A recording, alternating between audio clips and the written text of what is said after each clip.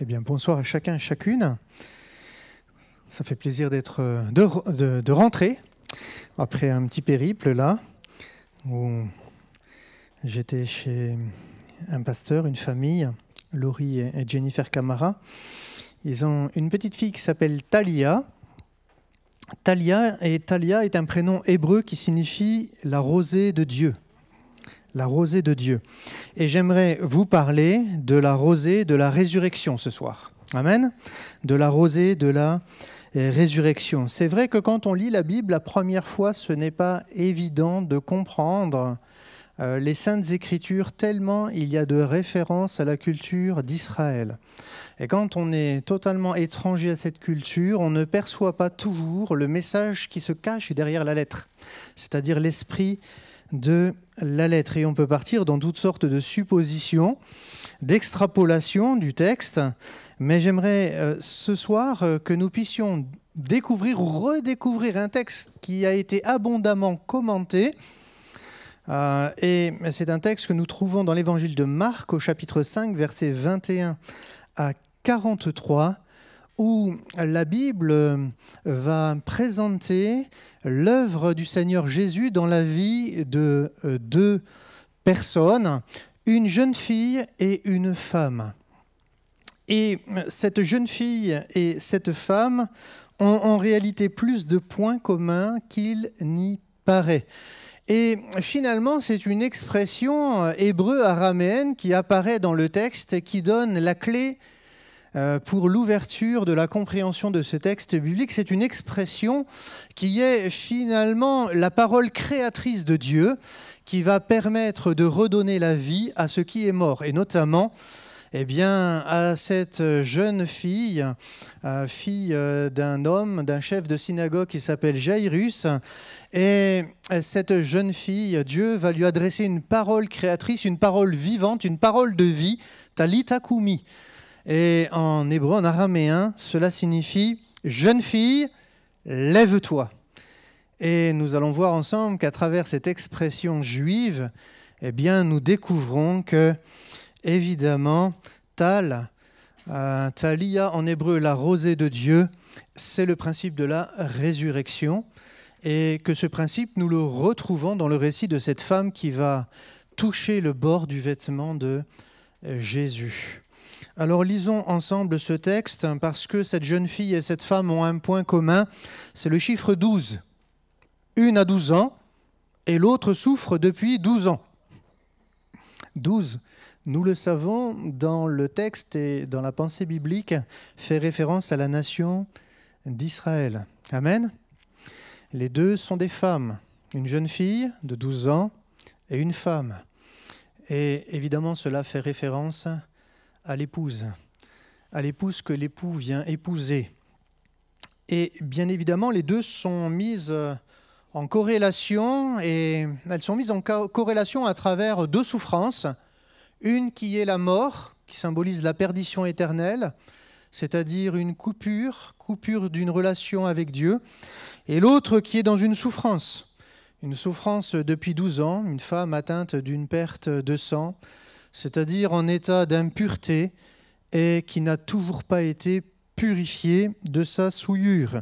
Alors, regardons le texte biblique ensemble, car évidemment, à travers ces deux miracles que Jésus va accomplir, cela nous parle du miracle que Dieu veut accomplir dans chacune de nos vies. Amen. Nos vies qui sont impures, nos vies qui sont impropres à recevoir Dieu dans nos cœurs. Parce que la Bible met en évidence que le cœur de l'homme est sale, il est souillé, il est corrompu. Dans sa nature, il est mauvais. Et parce qu'il est mauvais, le cœur de l'homme est comme mort. C'est-à-dire qu'il est loin de Dieu, loin d'être en relation avec le Seigneur. Nous comprendrons à travers cette lecture la raison de cette coupure, de la coupure de cette relation, mais également le ministère de Jésus qui vient pour rétablir cette relation. Amen. Qui a été brisé par le péché.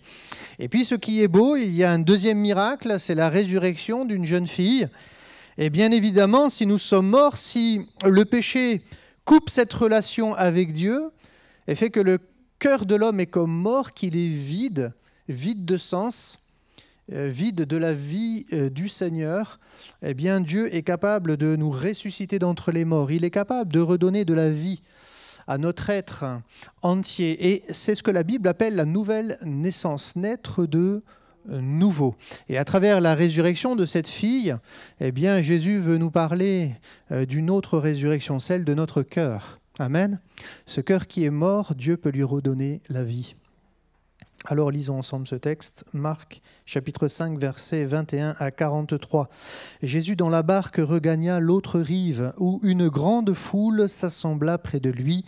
Il était au bord de la mer. Alors évidemment, pour nous, ça ne veut pas dire grand-chose. Et pourtant, dans ce texte-là, il y a énormément de choses à dire. Je ne vais pas rentrer dans les détails ce soir, ce n'est pas l'objet de ma prédication. Mais la mer symbolise ce monde qui gît sous la puissance du malin. Un monde qui est agité, comme lorsqu'il y a la tempête, et où les bateaux sur les mers également sont agités, quel que soit le poids des navires, que ce soit une barque ou que ce soit un ferry ou autre, eh bien, lorsque la mer est agitée, tout ce qui est sur l'eau est agité et peut malheureusement sombrer. Et finalement, notre vie est comme une barque sur la mer, bien souvent agitée par les flots, tout ce qui est dans ce monde et qui nous agite, qui nous perturbe, qui nous trompe, qui nous corrompt, qui nous salit, qui nous détruit parfois, et qui fait que notre vie sur Terre peut totalement chavirer. On peut finalement perdre espoir, on peut perdre le sens de la vie, on peut ne pas comprendre pourquoi on est là, on peut perdre tous les repères. Et finalement, une société malade, c'est une société qui perd ses repères et qui ne sait plus où se diriger, comment faire pour avancer. Et ce monde est semblable à cette mer agitée, et les hommes sont semblables à ces barques, à ces navires, à ces bateaux sur l'eau, qui malheureusement manquent également de chariver à cause de la puissance des flots. Et Jésus est là, il est au bord de la mer. La Bible nous dit que Jésus a prononcé ces paroles « Mon royaume n'est pas de ce monde ». Ça peut nous sembler étrange, mais Jésus est venu nous parler d'un autre royaume, le royaume de Dieu, le royaume des cieux. C'est un royaume qui n'existe pas dans ce monde. Dans ce monde, il y a des royaumes d'hommes qui s'établissent à travers différentes valeurs, philosophies, différentes idéologies politiques, et parfois différentes idéologies religieuses. Le monde se construit, mais il se construit tellement loin de Dieu. Et c'est triste, mais la Bible nous présente Jésus comme étant le Fils de Dieu qui vient sur la terre nous présenter un autre royaume. Un royaume qui va au-delà des idéologies, des religions, des philosophies des hommes, et qui nous parle d'une relation avec Dieu. L'Évangile ne nous présente pas une religion, ni une philosophie, ni une politique. L'Évangile nous présente un homme qui n'est pas simplement un homme ordinaire. C'est un homme extraordinaire de par sa naissance, de par son histoire, de par ses paroles, de par ses œuvres, de par ce qu'il a accompli à travers l'œuvre de la croix. Un homme qui a su vaincre la mort. Un homme qui, aujourd'hui, la Bible nous enseigne qu'il est assis à la droite de la majesté divine. Un homme qui, un jour, viendra régner sur la terre et qui viendra finalement établir sur la terre ce fameux royaume de Dieu. Un royaume différent de celui des nations, car il n'y a rien dans les nations que nous pouvons trouver comme juste, comme bon, comme saint, comme durable. Tous ces royaumes disparaissent au cours de l'histoire, mais le royaume que Jésus viendra établir dans le monde sera éternel. Et alors que Jésus est là, au bord de la mer, comme il est là au bord de cette mer, de ce monde, pas si loin de chacun de nous, la Bible dit qu'il va venir un chef de la synagogue nommé Jairus, qui l'ayant aperçu se jeta à ses pieds. Quelle attitude avons-nous en venant dans ce lieu? Peut-être sommes-nous venus à reculons, avec hésitation, peut-être avec une certaine angoisse, une certaine crainte. Parce que voilà, nous sommes dans une église évangélique et c'est vrai que la France est un pays bien catholique. On peut aussi dire que quand même, à travers l'histoire du christianisme, la France est aussi une terre protestante. Et aujourd'hui, eh bien, voilà que le monde évangélique dépasse le protestantisme en vigueur et en force, en nombre d'églises sur le territoire français. Mais ce monde évangélique est encore assez méconnu finalement de nos contemporains. Qu'est-ce que le monde évangélique? Qu'est-ce que les églises évangéliques? Ce sont des églises où on prêche simplement l'évangile. Et la majorité des pasteurs que nous sommes, notamment dans les Assemblées de Dieu de France, sont directement issus à l'origine de la Fédération protestante de France. Et nous prêchons un évangile. L'évangile nous présente une personne, c'est Jésus, le Fils de Dieu, le Fils de l'homme. Et là, cet homme, un chef de la synagogue, quelqu'un qui connaissait la Torah, quelqu'un qui connaissait la tradition d'Israël, quelqu'un qui connaissait l'espérance d'Israël. Non seulement il la connaissait, il la lisait, il l'étudiait, mais s'il était chef, ça veut dire qu'il l'enseignait aussi. Et cet homme est Jaïrus, Yaïr en hébreu, qui signifie qu'il illumine. Et c'est vrai que ce qui est beau, c'est que l'Évangile nous a été donné afin que nos cœurs soient éclairés. Parce que l'homme sans Dieu, son cœur a été plongé dans les ténèbres. C'est une expression juive qui signifie que finalement notre intelligence est comme voilée. Notre intelligence est comme trompée. Notre intelligence est loin finalement de connaître Dieu, de comprendre Dieu, d'avoir finalement la compréhension du sens des paroles de la Bible. Mais voilà, Jésus est venu dans le monde, lui, la lumière du Père, pour éclairer nos vies, pour que nous puissions comprendre la parole de Dieu, pour que nous puissions connaître le véritable, pour que nous puissions être réconciliés avec Dieu à travers l'œuvre de la croix. Cet homme s'est jeté à ses pieds. Je ne sais ce que vous ferez ce soir, mais de votre attitude face à Jésus va dépendre votre salut. Cet homme vient lui adresser une prière. Et c'est ce qui est beau avec Dieu. Autant la Bible dit que les cieux des cieux ne peuvent contenir sa gloire, autant les hommes peuvent néanmoins s'approcher de Dieu par la foi et crier au Seigneur. Lui parler, lui prier, le prier. Et cet homme fait une instant de prière, bien sûr parce qu'il y a un besoin urgent. Ce besoin est dramatique. Sa petite fille est à l'extrémité. Elle va mourir. Et il implore Jésus à venir dans sa maison afin que, par l'imposition des mains, elle soit sauvée et qu'elle vive. Verset 23. Que fait Jésus? Elle se met en route. Il y a un besoin. Une prière a été faite. Une prière, vous savez, la Bible parle d'une prière instante. Il y a vraiment un cri du cœur. Et Jésus entend les cris de notre cœur. Et il se met en route. Vous savez, le Seigneur n'est pas indifférent à nos soucis, à nos problèmes, à nos fardeaux. Le Seigneur vient toujours vers celui qui crie au secours. Et Jésus va s'en aller avec lui. Une grande foule le suivait, le pressait. Or, il y avait une femme atteinte d'une perte de sang depuis 12 ans. Elle avait beaucoup souffert entre les mains de plusieurs médecins. Elle avait dépensé tout ce qu'elle possédait et n'avait éprouvé aucun soulagement, mais était allée plutôt en empirant. Finalement, le monde, la sagesse de ce monde, les progrès de la science n'ont pas pu empêcher le mal de continuer à agir dans son corps. Et ce mal fait que sa santé s'aggravait. Et peut-être êtes-vous dans une situation où le mal s'aggrave, s'accentue. Mais vous voyez, le Seigneur, il est le Tout-Puissant. La Bible présente Jésus, le Fils de l'homme, le Fils de Dieu, qui a vaincu la mort, qui a vaincu le diable, qui a vaincu les ténèbres, qui a vaincu la puissance de corruption qui abîme le cœur de l'homme, mais qui abîme aussi son corps. Et Dieu a tout pouvoir, dans les cieux et sur la terre. Et par son Fils bien-aimé, Dieu agit, Dieu notre Père agit et répond aux cris du cœur. Ayant entendu parler de Jésus, qu'est-ce que fait cette femme? Finalement, dans le monde, il n'y a pas de solution. Elle entend parler de Jésus. Que fait-elle? Elle va vers Jésus. A-t-elle un autre choix? Non. Parfois, il faut qu'on aille jusqu'au bout de nos démarches humaines avant de crier à Dieu. Que d'erreurs.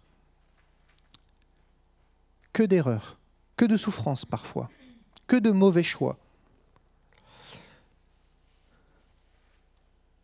Elle n'avait pas d'autre choix, vous me direz.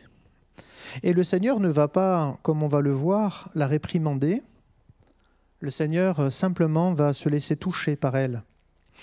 En tout cas, elle a entendu parler de Jésus, elle vint dans la foule par derrière, incognito. Elle va toucher son vêtement.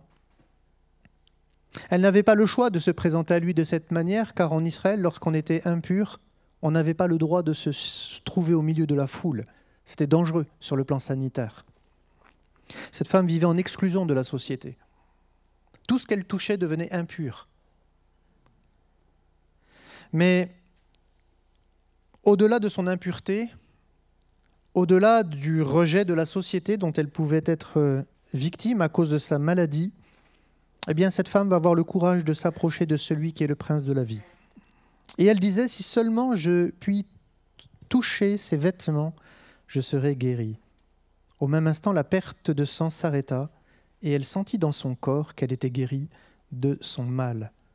Jésus connut aussitôt en lui-même qu'une force était sortie de lui et se retournant au milieu de la foule, il dit « Qui a touché mes vêtements ?» Ses disciples lui dirent « Tu vois la foule qui te presse et tu dis « Qui m'a touché ?» Il est évident que, pour ne pas dire des centaines de personnes, essayaient de toucher Jésus pour être guéris. Parce que sa renommée s'était répandue et Jésus avait fait tellement de miracles. Il avait guéri des aveugles, fait marcher des boiteux, des handicapés. Il avait guéri des lépreux, il avait ressuscité des morts. Évidemment que, imaginez que dans le monde, une personne jouisse d'une telle réputation. Vous croyez que tous ceux qui sont malades, au lieu de fréquenter les hôpitaux, n'iraient pas voir cet homme? Mais on courrait tous pour aller le voir et pour être guéris de notre mal. Et à cette époque-là, c'est ce que faisaient les gens. Ils couraient vers Jésus pour être touchés par Jésus, pour être guéris de leur mal. Jésus dit « Qui m'a touché ?» Et en tout cas, il va regarder autour de lui pour voir celle qui avait fait cela au verset 32. Et la femme, effrayée et tremblante, sachant ce qui s'était passé en elle, donc elle avait ressenti cette guérison. Elle avait ressenti qu'il s'était passé quelque chose en elle. Elle va se jeter à ses pieds et lui dire toute la vérité. Jésus lui dit « Ma fille, ta foi t'a sauvée, va en paix, sois guérie de ton mal. » Comme il parlait encore, survinrent de chez le chef de la synagogue des gens qui dirent « Ta fille est morte. Pourquoi importuner davantage le maître ?» Mais Jésus, sans tenir compte de ces paroles, dit au chef de la synagogue « Ne crains point, crois seulement. » Amen. Amen. Il ne permit à personne de l'accompagner si ce n'est à Pierre, à Jacques et à Jean, frères de Jacques. Ils arrivèrent à la maison du chef de la synagogue où Jésus vit une foule bruyante et des gens qui pleuraient et poussaient de grands cris. Il entra et leur dit « Pourquoi faites-vous du bruit? Et pourquoi pleurez-vous? L'enfant n'est pas morte, mais elle dort. » Alors il se moquait de lui. Alors, ayant fait sortir tout le monde, il prit avec lui le père et la mère de l'enfant et ceux qui l'avaient accompagné, et il entra là où était l'enfant. Il la saisit par la main et lui dit « Talitha koumi », ce qui signifie « Jeune fille, lève-toi, je te l'ordonne ». Aussitôt, la jeune fille se leva, se mit à marcher. Elle avait 12 ans. Et tous furent dans un très grand étonnement. Jésus leur adressa de fortes recommandations pour que personne ne sût la chose. Et il dit qu'on donna à manger à la jeune fille. Amen. Ici donc, il y a un double miracle bien étrange. Jésus est appelé au secours par un président de synagogue nommé Jairus. La fille de 12 ans est mourante. Il se met en route, et puis on a le témoignage d'une femme qui est atteinte d'une perte de sang depuis 12 ans. Évidemment, cela fait référence à la situation désespérée de la nation d'Israël, qui est dans un état d'impureté. C'est un peuple qui s'est éloigné de Dieu, qui a corrompu le culte au Dieu véritable et qui n'a plus foi en Dieu. Au-delà de tous les rituels qui étaient proposés dans le temple, eh bien, même si le peuple honorait l'Éternel de ses lèvres, le cœur de ce peuple était vraiment éloigné du Seigneur. Il n'y avait plus que des traditions, bien souvent. Et finalement, la situation de ce peuple est désespérée parce que, vous savez, la relation qu'on peut avoir avec Dieu, elle ne s'établit pas à travers des traditions humaines, même si celle-ci trouve un fondement biblique. Ce n'est pas parce qu'on allume une bougie qu'on est en relation avec Dieu. Ce n'est pas parce qu'on va à la messe, au culte, qu'on va dans une réunion semblable à celle-ci, que nous avons une relation personnelle avec Dieu. Ce n'est même pas parce qu'on chanterait des cantiques que nous aurions forcément une relation personnelle avec Dieu. Parce que ce que Dieu regarde, ce n'est pas ce que nous allons faire, mais ce que Dieu regarde, c'est notre cœur. Parce qu'on peut être dans ce lieu et être loin de Dieu. Finalement, dans notre vie, Dieu va agir uniquement en fonction de l'état de notre cœur. Soit notre cœur est fermé, soit il est ouvert.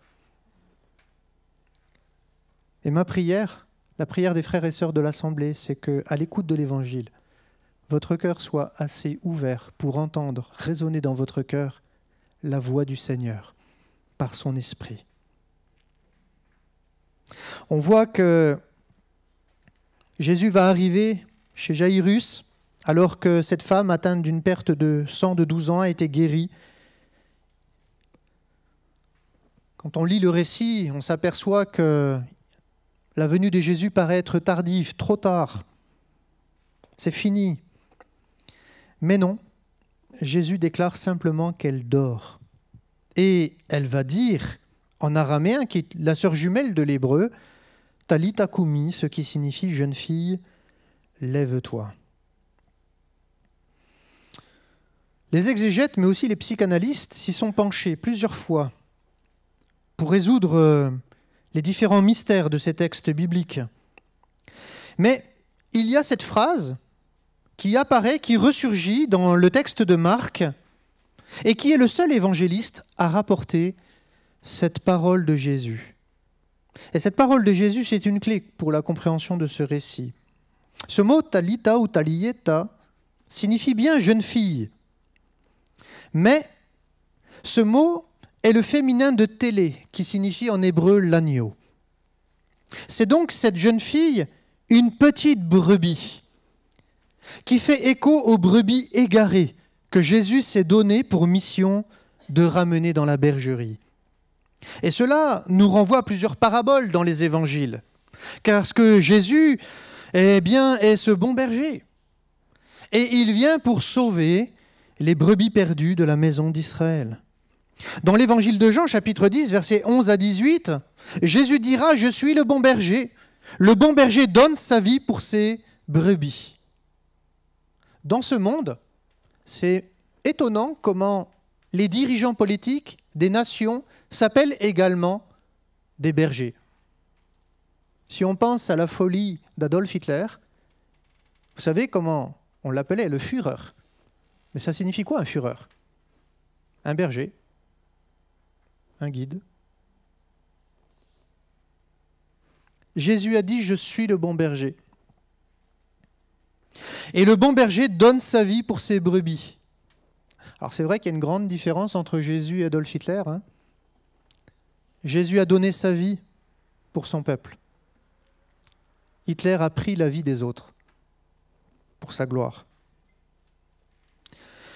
Et c'est ce que dit Jésus, le mercenaire, ce n'est pas à lui le berger.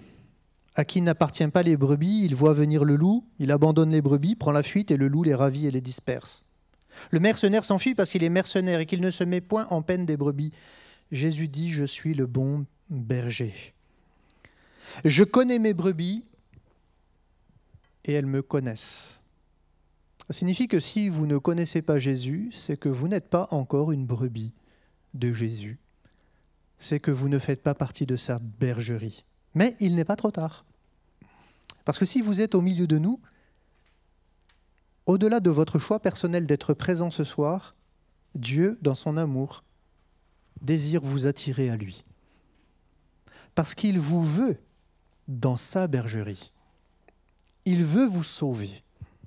Il veut que vous apparteniez à une humanité rachetée, une humanité purifiée, une humanité sanctifiée, une humanité différente de celle qui existe dans ce monde et qui vit dans l'incrédulité, dans la perversion, dans la débauche, dans la folie. Jésus est venu pour construire une nouvelle humanité par la foi. Et évidemment, dans la mesure où nous rencontrons le Seigneur et que nous faisons le choix de le suivre comme berger, alors nous devenons les brebis du Seigneur. Ferez-vous le choix de devenir une brebis du Seigneur ce soir? Comme le Père me connaît, Jésus dira, et comme je connais le Père, je donne ma vie pour mes brebis. Jésus n'est pas venu pour prendre votre vie. L'Évangile nous parle de Jésus qui est venu donner sa vie à la croix du Calvaire, afin que par son sang, nous soyons pardonnés de nos péchés. Afin que par son sang, nous soyons lavés de nos souillures, de cette infection qui peut s'attacher à nos vies qu'est le péché, le mal, les ténèbres, qui agit dans notre cœur comme une gangrène, qui pourrit notre vie et notre conscience. Et finalement, cette femme qui était atteinte d'une souillure, d'une impureté par le biais, malheureusement, d'une perte de sang, Jésus, lui, va donner son sang afin de la purifier, de la laver, comme il purifie tous les hommes qui se confient en lui et qui avouent leurs transgressions et les délaissent. Jésus dira au verset 16, « J'ai encore d'autres brebis qui ne sont pas de cette bergerie. » Il fait allusion à la maison d'Israël. Et Jésus a encore d'autres brebis qui ne sont pas de cette bergerie d'Israël, c'est-à-dire qu'il parle de vous et de moi, qui ne sommes pas juifs, nous ne sommes pas descendants d'Abraham selon la chair. Mais voilà, au-delà d'Israël, Jésus a payé un prix afin que tous ceux qui se confient en lui soient sauvés, tous ceux qui confessent son nom soient sauvés. Et ce qui est beau, c'est que ce message d'amour, c'est que Jésus vient donner sa vie. Et il dira au verset 18, « Personne ne me l'ôte, mais je la donne de moi-même. » C'est un sacrifice volontaire, l'œuvre de la croix, pour chacun de nous. J'ai le pouvoir de la donner, j'ai le pouvoir de la reprendre. Tel est l'ordre que j'ai reçu de mon Père. Jésus est l'agneau. Il est le télé qui ôte les péchés du monde. Et c'est ce que dira l'apôtre Pierre dans sa première épître, au chapitre 1, versets 18-21. Il dira que ce n'est pas par des choses périssables, par de l'argent ou de l'or que nous avons été rachetés de notre vaine manière de vivre que vous avez hérité de vos pères, mais par le sang précieux de Christ comme d'un agneau sans défaut et sans tache. Ce n'est pas les sacrements d'une religion qui nous sauvent. C'est la foi dans l'œuvre de la croix. Parce que c'est le sang de Jésus seul qui peut purifier nos péchés. Non pas chanter un cantique, non pas allumer une bougie, non pas d'aller faire un pèlerinage, mais c'est le sang de Jésus seul qui nous sauve. Amen. C'est le sang précieux du Messie, comme d'un agneau télé, sans défaut et sans tache, prédestiné avant la fondation du monde et manifesté à la fin des temps à cause de vous, qui par lui croyez en Dieu, lequel l'a ressuscité des morts et lui a donné la gloire, en sorte que votre foi et votre espérance reposent sur Dieu. La première venue de Jésus, l'apôtre Pierre en parle déjà comme étant la fin des temps. Dans ce texte, on retrouve la notion de l'eschatologie. La venue de Jésus comme sauveur du monde est une apocalypse. Il y a 2 apocalypses dans la Bible. La révélation de Jésus-Christ comme agneau de Dieu, et il y aura une 2e apocalypse. C'est la révélation de Jésus-Christ comme le lion de la tribu de Juda, lorsqu'il viendra régner sur la terre. Le mot Talitha, Talitha Kumi, lève-toi, parole que Jésus va adresser à cette fille de 12 ans, vient de la racine Tal. Et bien sûr, cette racine, c'est le mot rosée. Tali à la rosée de Dieu. qui est éminemment lié dans la Bible hébraïque à la résurrection. Nous trouvons cela dans le livre du prophète Ésaïe, chapitre 26, versets 17 à 19. « Comme une femme enceinte sur le point d'accoucher se tord et crie au milieu de ses douleurs, ainsi avons-nous été loin de ta face, ô Éternel. » Il y a donc là une séparation entre le peuple juif et son Dieu, à cause du péché. Nous avons conçu, nous avons éprouvé des douleurs, les douleurs de l'enfantement. Et quand nous enfantons, ce n'est que du vent, le pays n'est pas sauvé et ses habitants ne sont pas nés. Il est question de la nouvelle naissance, de la naissance spirituelle, d'une résurrection intérieure de l'âme. Que tes morts revivent, que mes cadavres se relèvent. Réveillez-vous et tressaillez de joie, habitants de la poussière, car ta rosée est une rosée vivifiante, et la terre redonnera le jour aux ombres. Amen. Jésus est cette rosée du ciel. Et en recevant Jésus dans ton cœur, par cette rosée, Dieu veut redonner vie à ton âme. Jésus est la résurrection et la vie. Nous le voyons notamment dans cet épisode où Jésus va accomplir un miracle dans la vie de Lazare. Et il dira à Marthe, la sœur de cet homme, « Je suis la résurrection et la vie, celui qui croit en moi vivra, quand même il serait mort. » Amen. C'est la foi en Jésus qui sauve. C'est la foi dans qui est Jésus. Il est le Fils de l'homme, il est le Fils de Dieu.